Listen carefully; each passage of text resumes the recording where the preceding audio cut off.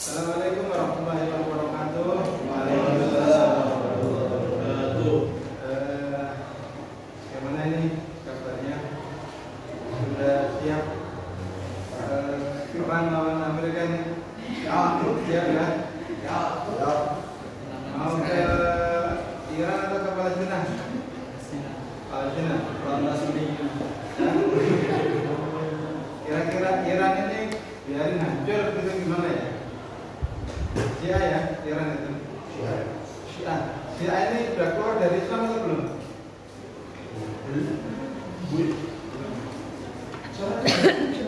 Oh ya, ini kok gak jelas nih. Kamu itu melihat Syiah gimana sih?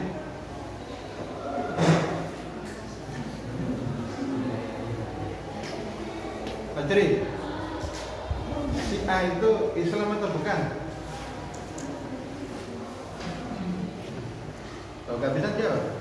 Tapi kamu sering ini ya, sering mendukung orang yang menyerang Syiah gitu ya.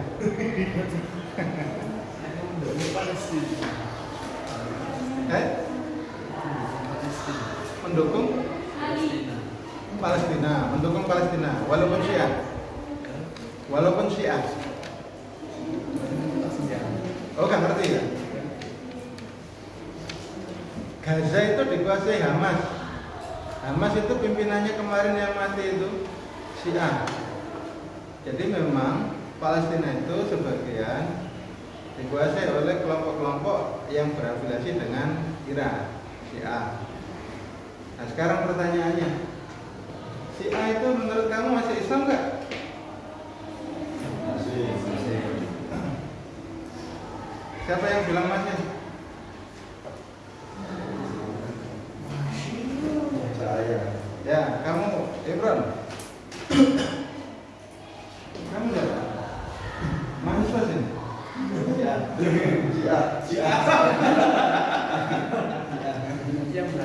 Syiah enggak? Kok ada?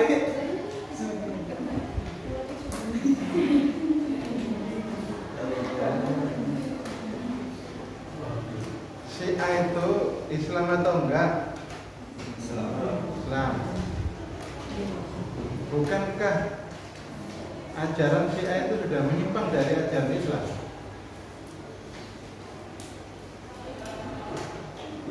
Enggak ada yang tahu. Menyimpangnya itu terlalu mengagungkan alif dan betul. Masa itu? Sampai mengganti. Soalnya beda. Soalnya kita ada batu begini di dalamnya. Oh. Yang terkait akidah apa sih yang berbeda? Coba ayo. Sabrina, apa yang membedakan akidahnya Syiah dengan akidah kamu? Dia itu membenci sahabat. Syiah membenci, Maka itu sahabat. nah itu akidah enggak?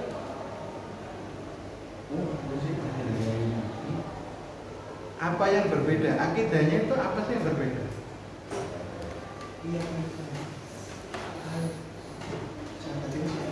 Ini kemarin waktu akidah ilmu kamu siapa? Yang ngaji.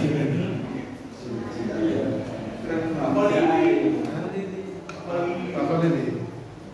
Lulus semua. Nilainya A semua. Oh itu karena masalah si A ini yang kamu gak lulus ini. Ya, gara-gara gak membuyu kan kelas kok. Si A itu dikenal punya rukun Islam. Ada berapa sih rukun Islamnya? Rukun imannya ada berapa? Rukun Islam atau rukun iman? Rukun Islam. Oh ya, rukun Islam. Rukun iman. Rukun iman itu namanya akidah. Rukun iman itu akidah. Akidah kita apa? Yang pertama. Yang kedua. Oke, yang pertama sama enggak? Siap.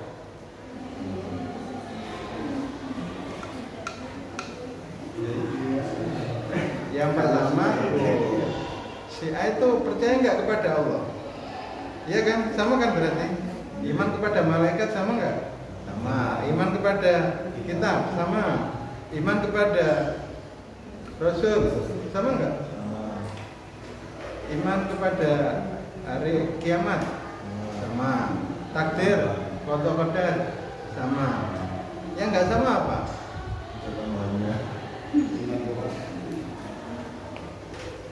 Nah, ini ada persamaan dengan ada persamaan walaupun nggak persis dengan Ahmadiyah. Ngerti Ahmadiyah?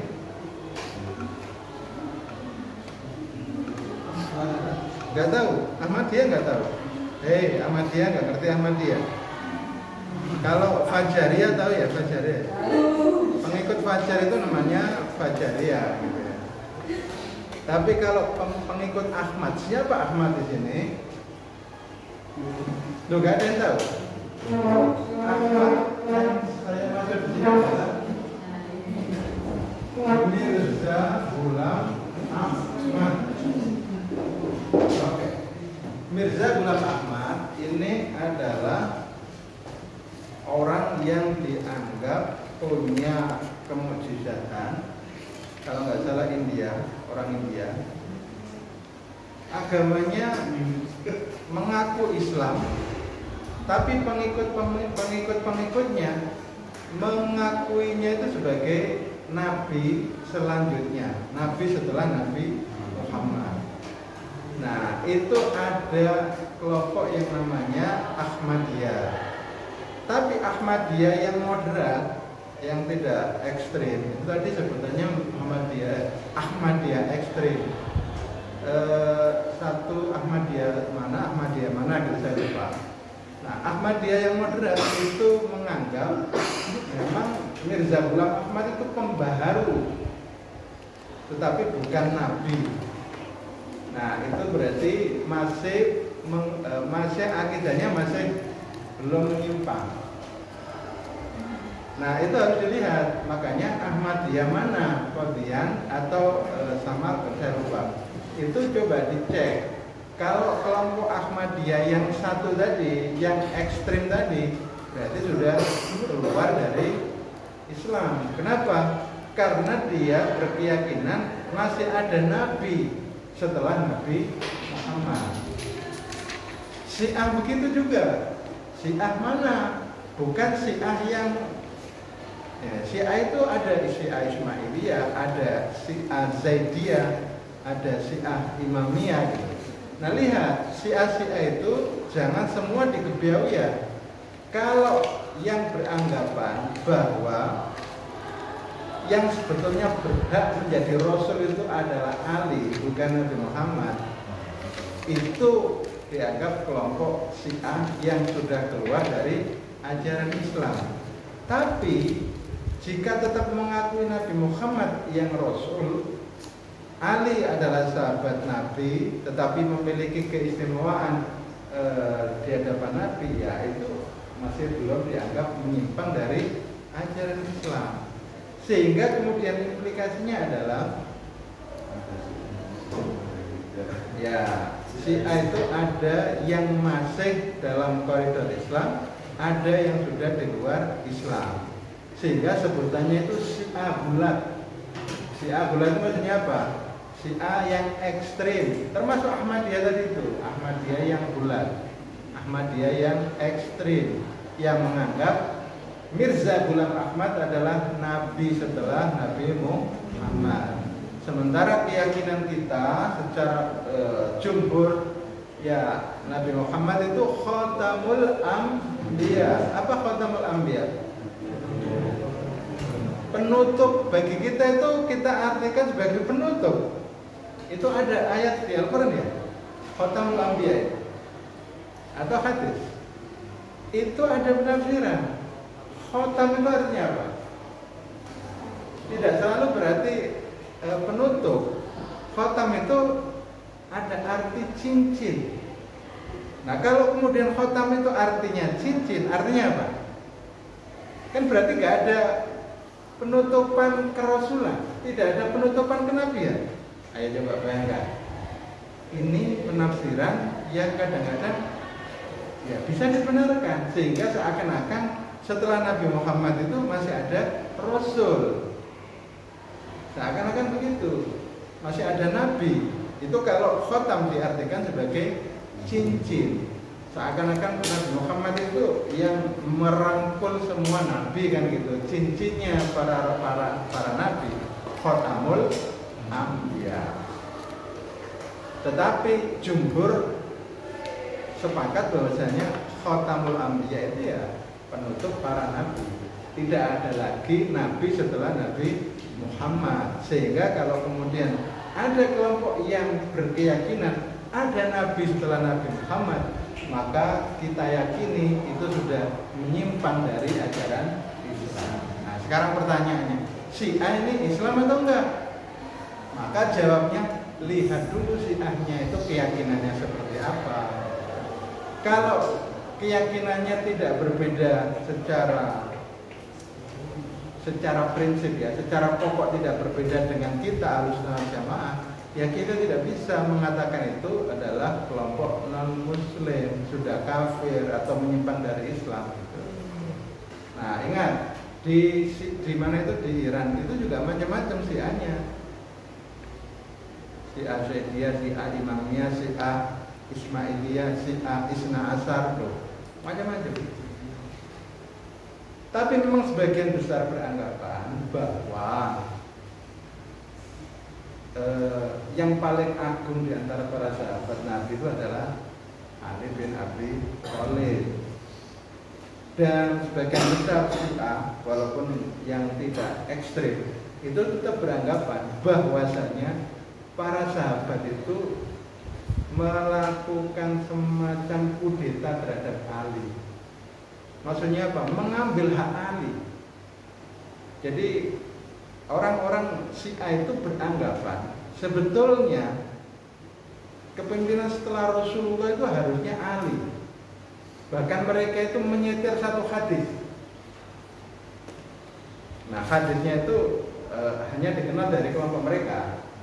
Jumhur tidak mengenal hadis itu, sehingga mungkin ada yang beranggapan ini hadis palsu. Bahwasanya ada hadis yang seakan-akan itu menyiratkan bahwasanya yang ditunjuk Nabi Muhammad untuk menggantikannya itu adalah Ali. Tetapi realitasnya ketika Nabi Muhammad wafat, itu kan kemudian terjadi semacam upaya kilat untuk mencari pemimpin baru, sementara Ali dan keluarga Nabi Muhammad itu kan sedang ngurus jenazahnya Nabi, sehingga tentu tidak ingin berpolemik terkait dengan kepemimpinan pasca Nabi. Nah gitu. Nah di rumah Bani Sa'idah itulah kemudian disepakati Abu Bakar yang menjadi pemimpin pengganti Nabi Muhammad. Awalnya terjadi perdebatan panjang, panas di antara kelompok Muhajirin dan Ansor. Ada yang beranggapan Ansor lah yang paling berhak. Kenapa? Ya karena yang menolong Nabi. Sementara yang Muhajirin beranggapan ya Muhajirin lah yang harusnya berhak menjadi pengganti Nabi. Kenapa? Karena mereka mendampingi Rasul sejak perjuangan awal. Tapi kemudian sahabat Umar mengajukan penjelasan, siapa sih yang sering ditunjuk Nabi untuk menjadi imam pengganti beliau ketika beliau sakit? Ternyata Abu Bakar. Nah sehingga kemudian usulan Umar itu disepakati oleh bagian besar umat Islam saat itu, dan terpilihlah Abu Bakar sebagai khalifah yang pertama menggantikan Nabi Muhammad. Nah gitu ya. Nah walaupun juga ada kritik, ada pembacaan bahwasanya Umar bersekongkol dengan Abu Bakar, sehingga ketika Abu Bakar mau meninggal itu berwasiat untuk kemudian yang harus jadi khalifah adalah Umar bin Khattab. Dengan cara apa? Penunjukan. Jadi yang jadi khalifah kedua itu atas dasar penunjukan, hampir sama dengan kerajaan ya. Raja meninggal itu diteruskan oleh anaknya, seakan-akan ditunjuk anaknya lah yang harus menggantikannya sebagai raja. Tapi saat pemilihan Abu Bakar itu agak demokratis, musyawarah, terjadi perdebatan. Tetapi kan akhirnya disepakati semua berbaiat. Semua berbaiat itu artinya apa? Semua mendukung sahabat Abu Bakar, walaupun Ali tidak berbaiat. Mengapa? Karena Ali mungkin menghormati keluarga Nabi, termasuk menghormati Fatimah Az-Zahra, yang tidak suka, yang tidak setuju dengan keterpilihan Abu Bakar, sehingga beliau walaupun misalnya mendukung Abu Bakar, beliau tidak ingin menyakiti hati dari Fatimah, sehingga tidak melawan baiat terhadap Abu Bakar. Nah, begitu. Jadi konflik politik itu sudah terjadi ya di zaman Nabi. Maksudnya setelah Nabi wafat itu langsung terjadi konflik politik. Siapa yang harus mengurus negara? Karena waktu itu seakan-akan sudah terbentuk negara Madinah gitu ya. Meninggal Rasulullah Muhammad SAW. Nah, berikutnya kita kembali pembahasan ini tadi sebetulnya belum materi ya. Tapi kamu memancing saya untuk menjelaskan ke sana. Saya itu mau menyampaikan materi ini itu terkait dengan perkembangan kekinian, itu ada kaitannya dengan persoalan pemikiran keislaman sejak zaman dahulu kala, gitu loh. Sejak zaman para sahabat, termasuk perdebatan tentang kita ini bisa perlu membantu Syiah atau tidak, perlu membantu Syiah enggak, perlu membantu Palestina enggak. Palestina dulu itu ada dua faksi, Fatah dan Hamas. Fatah itu cenderung moderat. Fatah cenderung moderat itu maksudnya apa? Mau berunding untuk misalnya mencari jalan keluar. Waktu itu disepakati two state solution, solusi dua negara, negara Palestina dan negara Israel. Hamas nggak mau berunding. Pokoknya Palestina harus dihapuskan dari peta dunia, karena memang dulunya nggak ada Israel di situ. Hamas beranggapan Israel itu harus dimusnahkan dari muka bumi. Kenapa? Karena memang Israel sejak awal nggak ada di situ.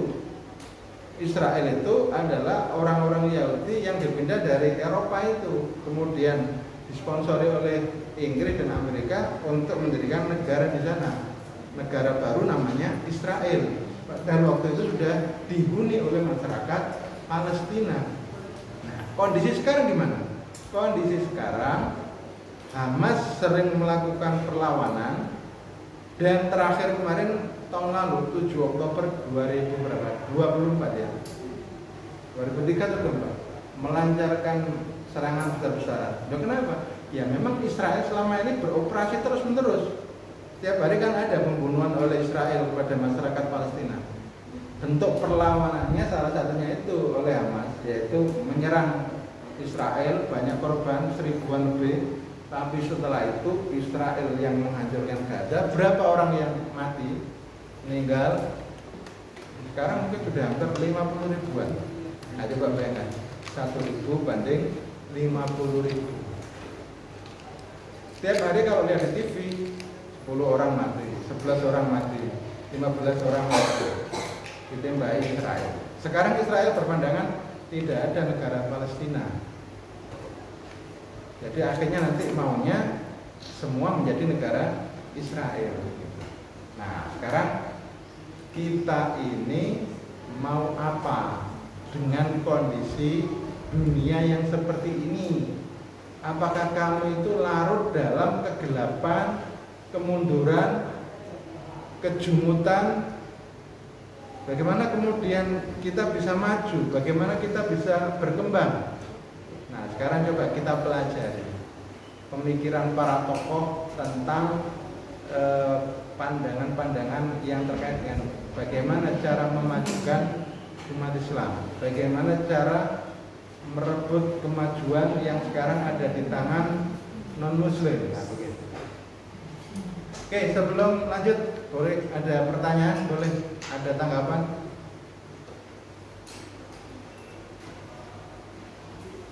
Oke, sudah clear ya. Iran perlu dibela? Perlu, karena mereka kita anggap juga sebagai orang Islam. Walaupun sebagian ada yang sudah di luar Islam. Nah, kita yakini sebagian sudah di luar Islam dengan keyakinannya yang seperti tadi itu. Nah, terus apa yang kamu lakukan untuk membantu Iran? Mau bantu dana? Kayaknya nggak ada uang tersisa, Pak. Terus bantu apa? Bantu doa.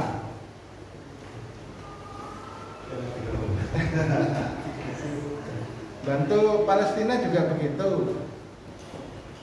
Nah, terus apa yang harus kamu lakukan? Sekarang ini kamu itu yang harus memerangi diri kamu sendiri.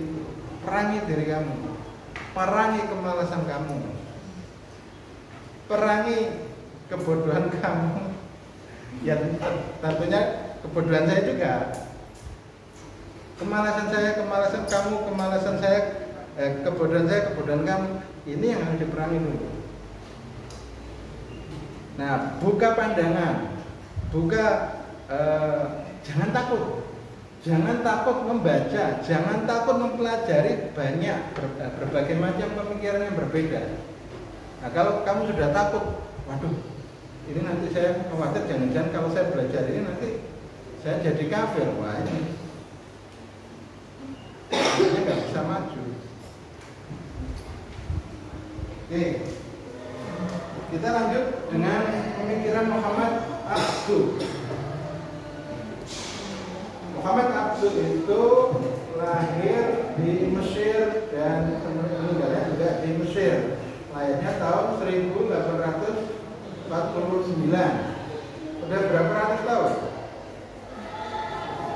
1849. Nah, berarti sudah 200 tahun lebih ya. Nah, beliau sejak kecil memang belajar agama karena keluarganya juga orang yang sehari-harinya memang komitmen dalam menjalankan ajaran agama, termasuk menghafal Al-Quran. Tahun 1862 Muhammad Abduh belajar ke Syekh Ahmad di Tantai. Belajar bahasa Arab, nahwu, shoroh, fikih. Nah, cuma persoalannya seperti kita. Ketika belajar itu kadang nggak paham, nggak memperoleh apa-apa gitu ya. Ini berarti ada contoh gitu, ada contoh. Dan contoh yang sering kami ceritakan itu siapa? Belajar udah bertahun-tahun, tapi ternyata nggak memperoleh pengetahuan yang diharapkan, nggak paham apa yang dipelajari. Nah, itu yang sering diceritakan itu adalah siapa? Yang di pondok-pondok itu yang sering dipelajari itu tokoh yang saya maksud itu siapa?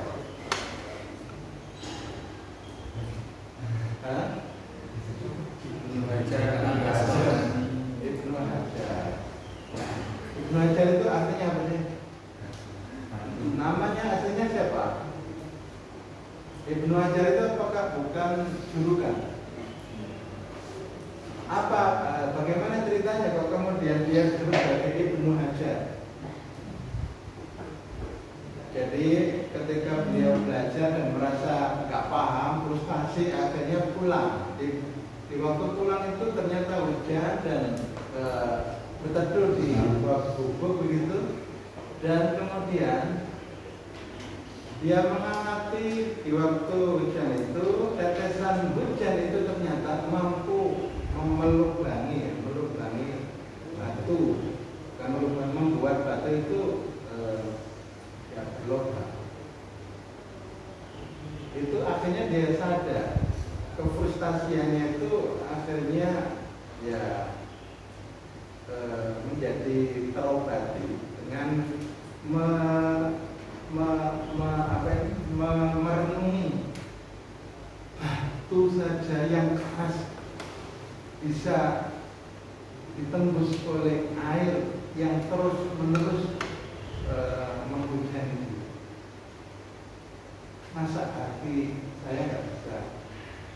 tembus dengan ilmu pengetahuan yang selalu dipelajari. Akhirnya kemudian beliau nggak jadi pulang. Ibnu Hajar kembali ke pesantrennya, kalau istilah kita pesantren. Sehingga kemudian beliau belajar kembali dan berhasil memahami materi-materi agama yang dipelajari. Sehingga beliau juga menjadi ulama terkenal, memiliki karya-karya yang dirujuk, dipelajari oleh umat Islam. Itu siapa? Ibnu Hajar siapa? Ibnu Hajar Al-Haytami.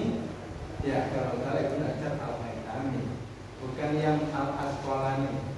Karena Ibnu Hajar ada dua, Ibnu Hajar Al-Haytami dan Ibnu Hajar Al-Asqalani. Oke, jadi kamu kalau punya problem yang sama dengan Muhammad Abdul atau Ibnu Hajar, ya jangan frustasi, lanjutkan belajarnya. Di sini ada nggak yang merasa nggak paham dengan materi yang kita pelajari? Ada ya. Nah, kalau ada, ya tirulah Muhammad Abdul, tirulah Ibnu Hajar. Tetapi kemudian beliau belajar ke